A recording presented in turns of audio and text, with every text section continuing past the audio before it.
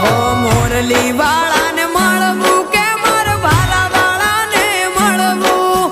શીશના મામું ચરણે મારું મન પડે હળવું અલખના આસરે જવા દે બેડું ભગવાનને